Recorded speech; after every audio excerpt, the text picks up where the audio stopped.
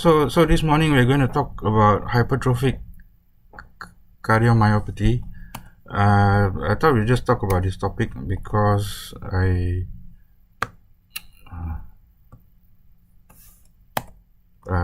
recently did a case sometime last month, a patient with hypertrophic cardiomyopathy. So she was a 79-year-old lady who was actually listed for a lab ileocolic resection, and she had newly diagnosed HOCM in January 2023. She's quite a frail elderly lady. Exercise tolerance was a bit limited. She can climb 1 to 2 flights of stairs slowly, but gets out of breath, and she had worsening shortness of breath over the past 2 months as well. So I thought we'd divide this presentation into 2 parts. We'll do the first part today, which will talk about perioperative management of HOCM for patients undergoing non-cardiac surgery. And then next month in October, we'll talk more about the cardiac anesthesia side and cardiac surgery side, especially for patients undergoing surgical myomectomy, and some of the TE considerations and intra-op considerations. So we'll try and do that next month. Okay, so what HCM, hypertrophic cardiomyopathy, essentially belongs to a large group of inherited cardiomyopathies. There are numerous milestones over the past 60 years or so. First described in sort of 1950s, 1960s, the term cardiomyopathy was first used, and in 1980, the World Health Organization defined it as heart disease of unknown cause. The 1990s saw the first genetic mutation associated with HCM described, and in 2006 and 2008, the Americans and Europeans came up with their own separate classification and definitions. So what's the definition of CMP? Essentially heart muscle disease. The Europeans in 2008 described it as a myocardial disorder in which the heart muscle is structurally and functionally abnormal in the absence of coronary heart disease, hypertension, valvular heart disease, and congenital heart disease. So they have more or less a morpho-functional phenotypic classification, and they divide it into these 5 categories: hypertrophic cardiomyopathy, dilated cardiomyopathy, ARVC stands for arrhythmogenic right ventricular cardiomyopathy, restrictive cardiomyopathy, and a non-classified sort of group as well. So most of the cardiomyopathies are genetically inherited. HCM is related to defects in the sarcomere, but they can also be divided into familial and non-familial types.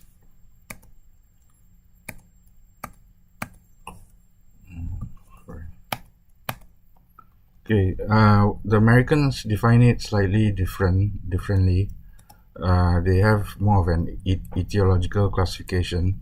They define it as a heterogeneous group of diseases of the myocardium associated with mechanical and electrical dysfunction, inappropriate ventricular hypertrophy or dilatation, which can be due to a variety of causes that are frequently genetic. And they kind of divide it into primary and secondary cardiomyopathies. The primary cardiomyopathies are more or less the familial, genetically inherited ones, which are mainly confined to the heart, whilst the secondary cardiomyopathies may involve other organs as well. And today we'll be just focusing on hypertrophic cardiomyopathy. Okay, there's another classification which is a bit more complex. It's called the Moges classification, or MOGES. It basically includes five sort of things to classify cardiomyopathies, and it includes the morpho-functional phenotype, organ involvement, genetic inheritance, etiology, and stage. It's essentially similar to the sort of TNM classification for cancer. Okay, so we'll just focus on hypertrophic cardiomyopathy now. So it's defined essentially as the presence of increased LV wall thickness with or without RV hypertrophy that is not solely explained by abnormal loading conditions. Okay, so it's worldwide. It's recognized to occur worldwide. First described about 60 years ago. It has a yearly mortality of about 0.5%. Interestingly, about 90% of cases are thought to be unidentified or unknown. Only 10% of cases are clinically identified, and of that, 6% are symptomatic and 4% asymptomatic. So there's a prevalence of about 1 in 200 to 500%. So it's quite likely that you may come across a patient who may or may not know that they have this condition. Okay, so what is HOCM? It's a heterogeneous autosomal dominant disease of the myocardial sarcomere. More than 1,000 different mutations in 18 different proteins are described. Microscopically, it is characterized by myocardial disarray. There's abnormal activation of myocyte growth patterns, uncoordinated muscle function, and eventual hypertrophy. So obstructive HOCM can be subaortic, mid-ventricular, or it can be both as well. There's some phenotypic variability. So this shows the sarcomere of the cardiac muscle, and the most common mutations, about 40% of them, either involve the myosin heavy chain 7 or myosin binding protein C3, which are these ones here. Okay, this diagram just shows some of the other mutations that have been identified as well.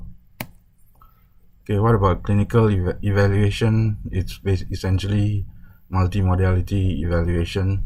So you have to take into account, remember that it's a familial thing.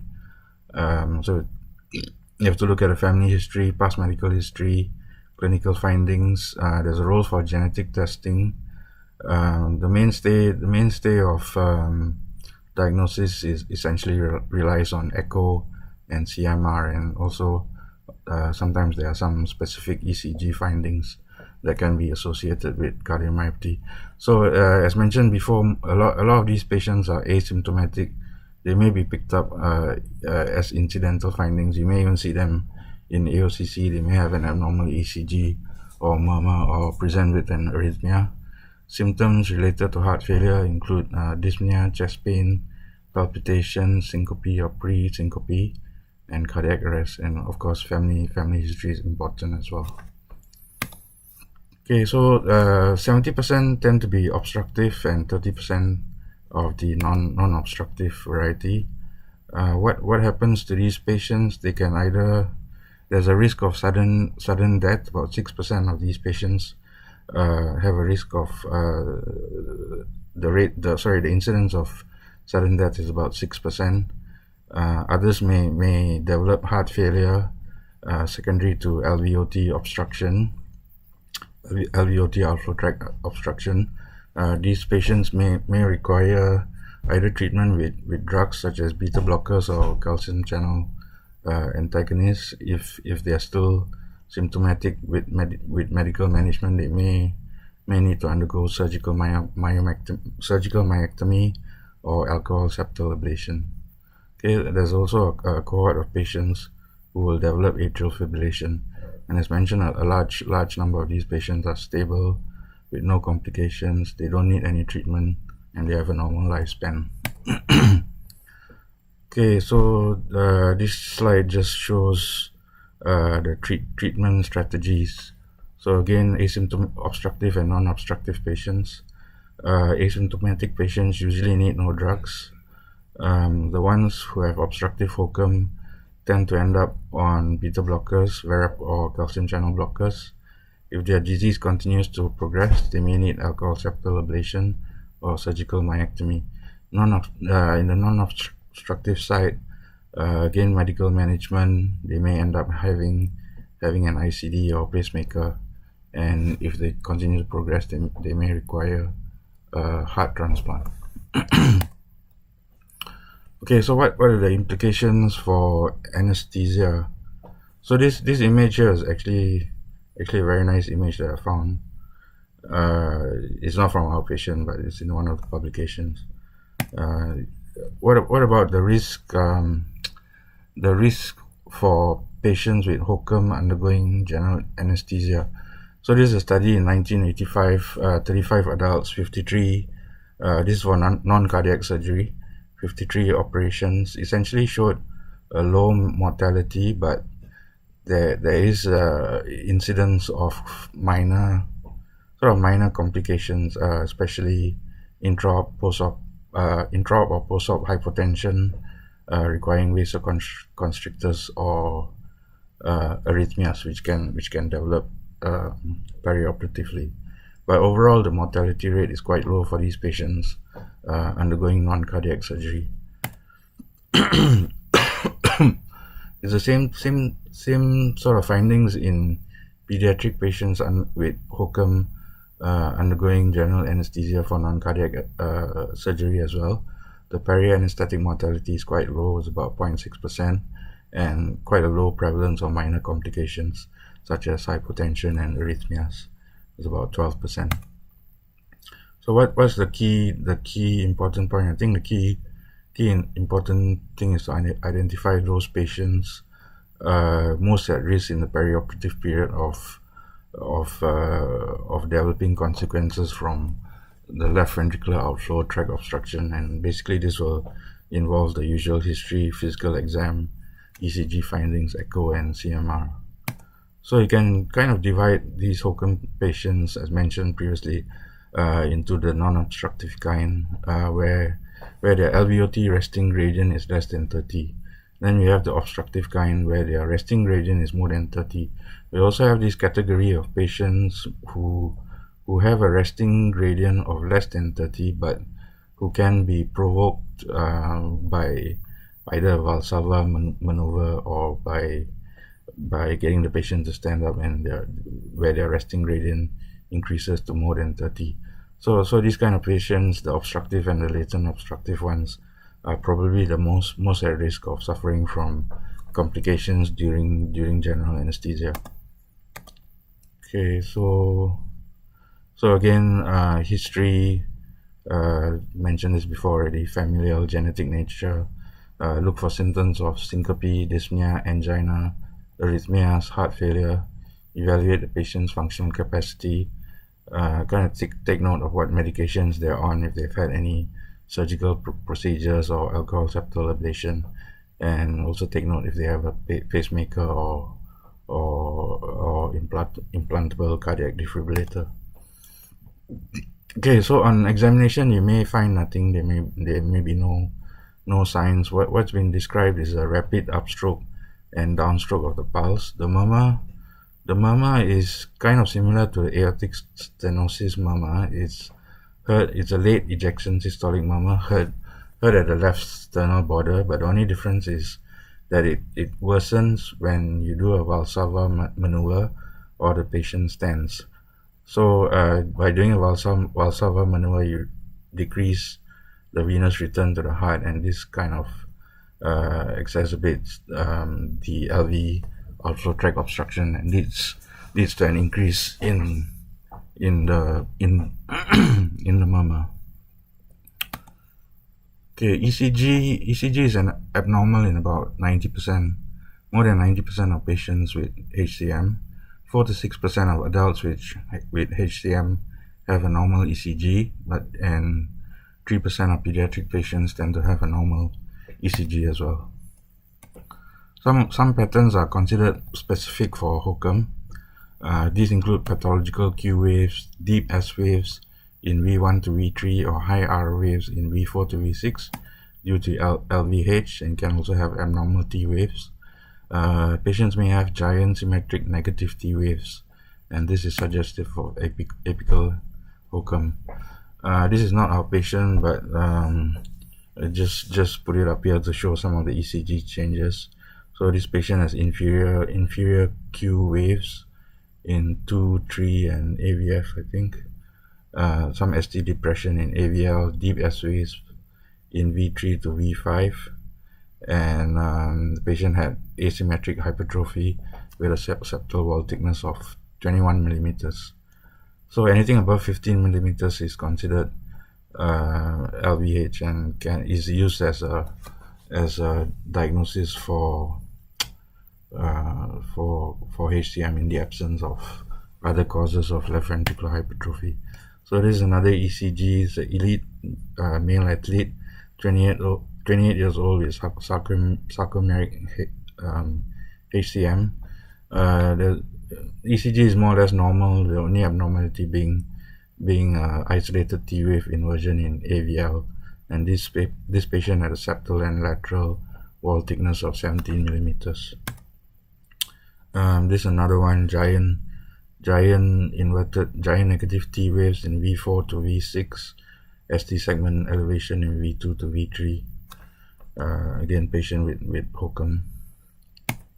Okay, this was our patient. Again, she had a fairly normal looking ECG, probably maybe borderline left ventricular hypertrophy, tall R waves, tall T waves. She was in sinus rhythm. Wasn't really that worrying to look at. Okay, so let's now look at the role of echocardiography in hypertrophic cardiomyopathy. So over the past sort of 40 to 60 years or so, since 1960 when it was first described, investigations were mainly relied on angiography and cardiac cath. Subsequently, M-mode was introduced about 12 years later. This allowed sort of a non-invasive diagnosis to be obtained. About 8 years later, we had 2D and Doppler, which gave us further insight into the mechanisms of obstruction, allowed us to estimate the outflow gradient, allowed family screening, and allowed us to determine the phenotype as well, and the patterns and extent of left ventricular hypertrophy. Nowadays, I think most patients have a cardiac MRI in order to better risk stratify and to get a more complete phenotypic picture. Here is a very nice infographic from American Society of Echocardiography. So the class 1 recommendations for an echo are essentially in patients suspected of HOCM or HCM, essentially for the initial evaluation, follow-up, screening, evaluation of dynamic left ventricular outflow tract obstruction, to guide therapy and to monitor response to therapy. So these are all class 1 recommendations. So patients will normally get an echo to establish the diagnosis, to look at the pattern of LVH and the severity of hypertrophy. So there are essentially 4 or 5 sort of patterns that are recognized in patients with HOCM. Sigmoidal septum and reverse curve HOCM seem to be the most common, 40 to 50% and 30 to 40%. Apical HOCM, this is the ace of spades pattern, and neutral HOCM seem to account for about 10%. And as mentioned earlier, LV wall thickness greater than 15 millimeters in diastole in the absence of a cause for LVH is highly suggestive of HOCM. It can involve any myocardial segment, and if you find a wall thickness of greater than 30, there's a high risk of sudden cardiac death. Okay, this is the echo from our patient. This was done by the cardiologist. So I just took a screenshot of it. So this is the parasternal long axis view. You can see that the end systolic volume is quite small. This is the left ventricle, left atrium. This is the mitral valve, aortic valve. This is the LVOT is here, ascending aorta, aortic root, and right ventricle. The muscle, I mean, it doesn't look so dramatic here in this view, but the RV wall also looks, this is our right ventricular outflow tract, looks a bit thickened as well. But anyway, this is the parasternal long axis view. This is the apical 5-chamber view. You can see from our patient again. You can see the wall looks quite thickened here. And if you look in this box here, so this is essentially the aortic valve here. You have the right ventricle here, the right atrium tricuspid valve. The left ventricle here, again, you can see the chamber almost completely obliterates itself in systole. Aortic valve, LVOT, and you can see this large sort of bulge here, which is the interventricular septum. Okay, then we also use echo to evaluate the global myocardial function. So this is again our patient parasternal short axis view. Looks like she has quite good LV systolic function. The EF was reported as 75%. Again here, this looks like an apical, probably an apical view in the short axis. And you can see again quite thickened muscle, very small end systolic cavity. Okay, one important thing which echo can do is to establish the presence and severity of LV outflow tract obstruction. We can start with color Doppler. This is our patient again, echo done by the cardiologist. So you can see color Doppler placed here.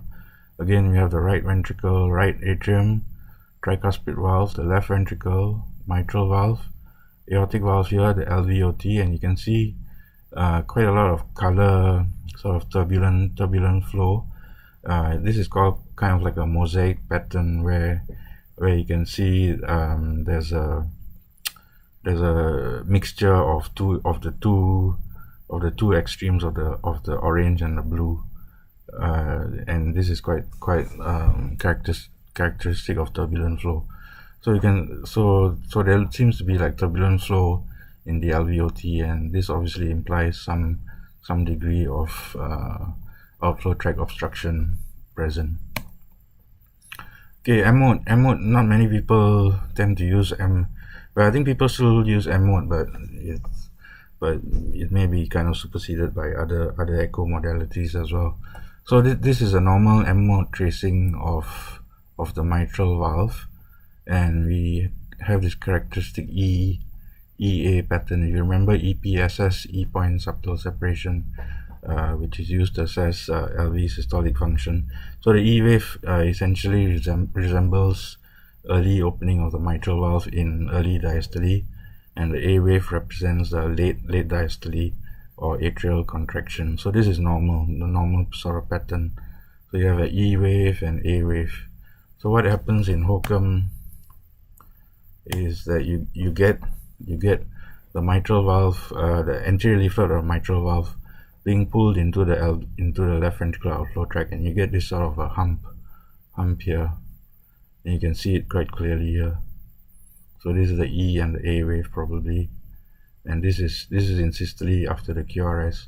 So systolic movement of the anterior leaflet of the mitral valve into the LVOT. Okay, again, same thing again. You have the M mode present here with the hump there, E and A wave, and then this is where the this is where we place the M mode cursor right across the anterior leaflet, and you can see the anterior leaflet here being pulled into the LVOT, and this is what left ventricular outflow tract obstruction essentially looks like. In this picture here, you can see the anterior leaflet of the mitral valve again obstructing the flow in the LVOT and systole. Okay, I think we are running a bit short of time, but anyway, so this is the early closure of the aortic valve. Again, something described in patients with left ventricular outflow tract obstruction, systolic anterior motion of the mitral valve. So you see the early closure of the aortic valve here. So this is the M mode cursor dropped across the aortic valve leaflets. You can see it a bit better here. So this on the left is the normal one. The normal aortic valve leaflet opening should resemble a square box, whereas here you can see sort of a jagged appearance, which is also called aortic valve leaflet fluttering, which is again quite seen quite often in patients with SAM. Okay, this is just a summary slide. Okay, so the gradient. So it's quite important to determine the gradient across the LVOT. So this is our patient again. So what they've essentially done is to drop a continuous wave Doppler across the left ventricular outflow tract, and we get this sort of a trace, which is a velocity trace, velocity against time, and we can measure from the velocity by using the Bernoulli equation. We can determine the peak gradient. So the gradient in our patient was 36 millimeters mercury, which is probably indicative of mild to moderate left ventricular outflow tract obstruction. So anything above 30 is considered reasonably significant. Anything above 50 is definitely considered to be significant. Okay, so this is, I think if you remember anything from this presentation, you just remember this slide, and it basically tells you all about the hemodynamic consequences of anesthesia. So this is something done in the cath lab, and they did they did Doppler evaluation of the left ventricular outflow tract at the same time as well. So you can see at rest the gradient was 62, but when the tracing in red is the LV pressure, or the tracing in yellow is the pressure in the aorta. And we have the ECG on the top here, so you can essentially see what happens when the patient does a Valsalva maneuver. So increase sympathetic tone, reduce venous return, all these kind of exacerbates the left ventricular outflow tract obstruction, and you can see the aortic pressure kind of dropping off, and the interventricular pressure going supranormal, and you can see the gradient is also increased to 166 millimeters of mercury. So if you want to remember something about the consequences of anesthesia in these patients, this is probably the image to remember. So this is our patient, again some intra-op images. Patients with HOCM, we also use echo to determine the degree of MR and the cause of MR. Again, you can see turbulent flow in the left ventricular outflow tract, this sort of mosaic pattern. You can see the MR jet here. The MR in SAM is normally directed posteriorly or laterally. If it looks anything other than that, it should prompt evaluation of the mitral valve in more detail to look for any structural abnormalities. Again, this is the same sort of thing. Previous one was a T image. This is just a transthoracic image. Again, LV hypertrophy, aortic valve, LA, LV. You have the anterior leaflet or mitral valve being pulled into the left ventricular outflow tract, and then you have this Y-shaped color Doppler pattern, turbulent flow in the LVOT here, and MR seen here. And then you have your Doppler profile, again quite high velocities, 400. Okay, so quite a high gradient there as well. Okay, the mechanism of MR, I think we won't go into this in too much detail, but essentially people tend to say that it's due to a Venturi sort of effect. The high velocity of blood here sort of pulls the anterior leaflet of the mitral valve into the LVOT, and that is essentially the cause of SAM. But there's some sort of debate as to whether this is really the true mechanism or there are other things sort of going on. Here you can see again systolic anterior motion of the mitral valve. You can see also sort of a failure of coaptation, which kind of causes the MR. Okay, that's a SAM there. Okay, you can see a very thickened septum here in the short axis, asymmetrical septal hypertrophy. You can see the rest of the walls are not as thick as this part here. Again, here's a nice image here showing SAM. Okay, so what else can... So again, we use echo to determine the degree and the direction of the mitral regurgitation. So if it's not due to the Venturi kind of effect, it could also be due to either pathological elongation and thickening of the mitral valve, anterior displacement and abnormal insertion points of the papillary muscle, or the chordae tendineae. Okay, so those are some of the other causes of MR in HOCM. Just to say that SAM can also occur without HOCM. It may occur when there's either structural abnormalities, geometric factors, or kinetic factors. They may coexist with HOCM, or they may occur.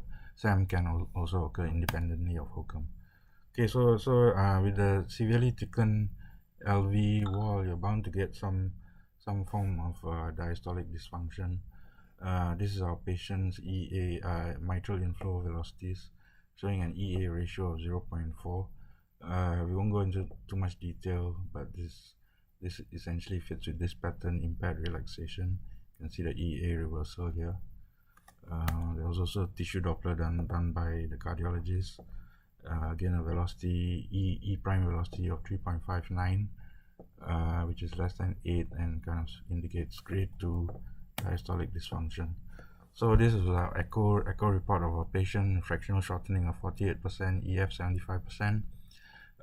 The wall thickness was 16 millimeters at the septum. The posterior wall thickness was 14.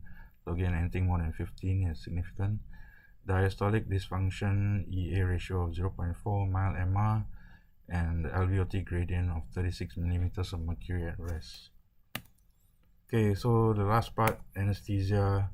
So what are we worried about intraoperatively? I think it's mainly the dynamic left ventricular outflow tract obstruction, but we also should be wary about myocardial ischemia. Remember, the wall is very thickened, and you can have supply demand issues.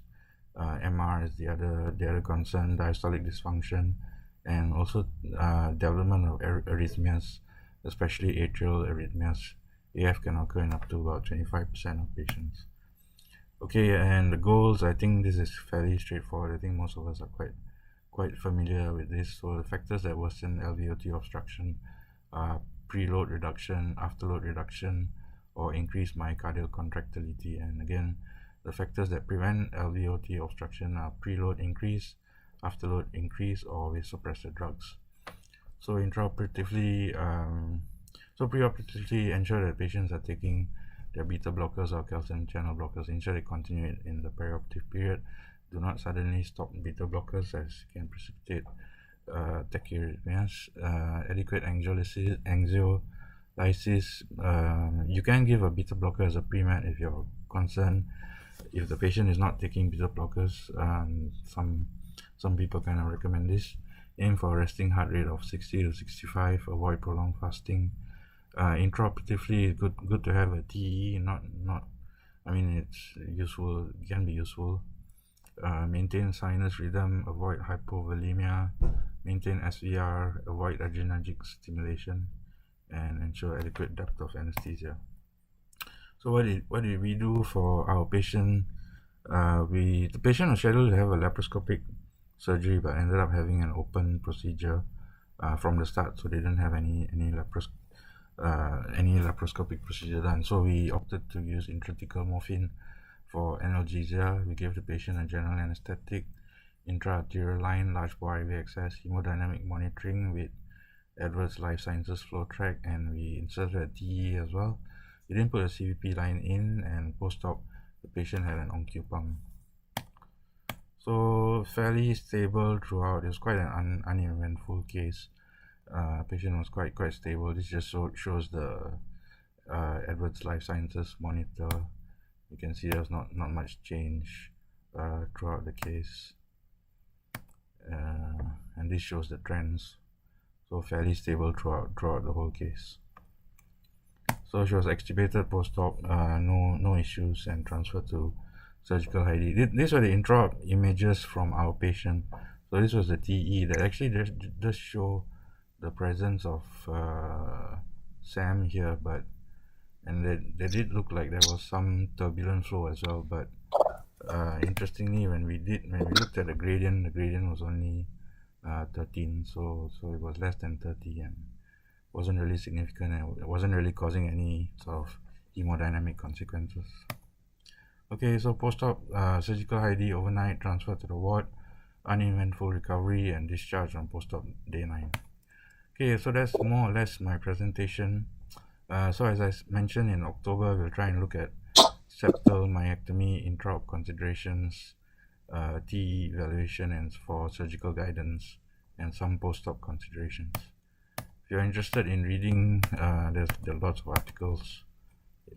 Just do a Google search and I'm sure you'll find something. Okay, thank you very much.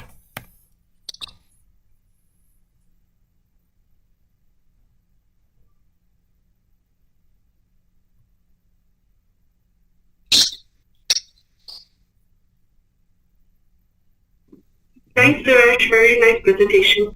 Okay. Does anyone have any experience of doing these patients? I hardly come across these patients actually, to be honest. For on the cardiac surgery side, I think I've only done one septal myectomy in the past 12 years. I don't know if any one of you. Can I ask something? Yeah, sure. If in the presence of HOCM, if you had done a laparoscopic procedure, would it sort of mimic a Valsalva kind of thing and exacerbate the likelihood of acute decompensation? Yeah, I completely agree. Yeah, so initially the patient was listed for laparoscopic surgery, and we were a bit concerned, but during the first case, I was talking to Shihao, who was a resident with me, and we were discussing HOCM, and we mentioned that laparoscopic surgery might be a bit risky, as it will definitely cause preload reduction and sympathetic stimulation, and I think it will definitely cause more problems than an open laparotomy. Thankfully, the surgeons decided to do a laparotomy right from the start. So. Okay, and the other thing, probably not too relevant for this presentation, you said you were going to discuss the interop for HOCM, management for HOCM. Yes. It actually can be quite. I have done a couple of these, and it's easy enough to measure gradients and things like that, but to actually, from the surgical point of view, to judge the extent of resection which they need to do in a flaccid open ventricle is very difficult. So there's a lot of experience and a little bit of guesswork involved in the kind of procedure which is not so common. So you cannot generally not so much individual experience probably among surgeons in these patients, but that's what we have. Yeah, that's a very relevant point actually. I think NUH is a very low. We hardly do any septal myectomy cases here, and I don't think I was speaking to one or two of the surgeons, and they say that they send such patients normally to SGH if they get referred. Yeah, because they don't really have the expertise to do it here. Yeah, and as you rightly mentioned, the ventricular, once the ventricular is once the heart is empty and the heart is flaccid, everything gets distorted, and it's quite difficult to actually perform the procedure. Echo findings can be a bit difficult to correlate to what you see in the open heart. Yeah, absolutely. Yeah, thanks. Thank you. Nice presentation. Yeah, thank you. Any other questions? Otherwise, we'll call it a day. Hi, sorry, Suresh Zin here. I just wanted to ask about Dr. Rick. So, are you saying that laparoscopic surgeries is contraindicated in this condition, or we just have to be very careful? I wouldn't say it's contraindicated. I think I would say it's. I mean, I think be careful would be the answer. I mean, it's the same like spinal anesthesia. People say, spinal anesthesia can obviously cause problems with HOCM because of the drop in SVR. But again, I don't think it's an absolute contraindication as such. But be careful would be the thing to do. But you get intrathecal morphine for this patient, right? Yes, but no. We should be okay because there's no LA Yeah, that's right. Yeah. Okay. Yeah, I just wanted to say that yeah, I recently encountered a patient as well. I think I learned a lot from that case as well, because I was a little bit foxed by his fitness. So he was known to have HOCM. He was actually relatively young. He was only like in his late 40s. And then and he was a very big guy. He was very fit. He was like a bodybuilder, lifts weights, goes to the gym and things like that. But he's known to have this HOCM with dynamic obstruction. So it's like 100 kilos, 180 cm. And I was just kind of thinking like, how much propofol should I give him? So, and I was a bit like, okay, he's quite fit. Maybe he should be fine. So I actually gave 150 of the propofol. And then after that, I noticed that the pulse ups kind of went a bit flat, and the BP was still cycling. So after a bit of like trying to switch over the pulse ox, and then still nothing, right? And then I was going to like thinking I need to code blue or something, but we could feel a pulse in the carotid. And I still couldn't get a BP, and I just, this guy was already on beta blocker, so his heart rate was like in the 40s. So I just gave like, 50 of phenol, and then I got the next BP, which was like 40 systolic. And then after I gave more phenol, and then some ephedrine, and it went back to normal. So yeah, so it just really taught me a big lesson, like to give more respect, and to be like, I mean, these people are really, I guess, dependent on that SBR. Yeah, so that was a big lesson for me for that case, because I was a bit foxed by his fitness, and I thought should be all right, like 150 for like 100 kilo, like a big guy, and but it was almost. And I guess he probably recovered quite quickly, maybe because he was also quite fit. So yeah, so that was a close call for me. Yeah, they can be a bit scary to do sometimes. Yeah. Anyone else have any other comments? Or yeah, thank you Zieng for sharing that.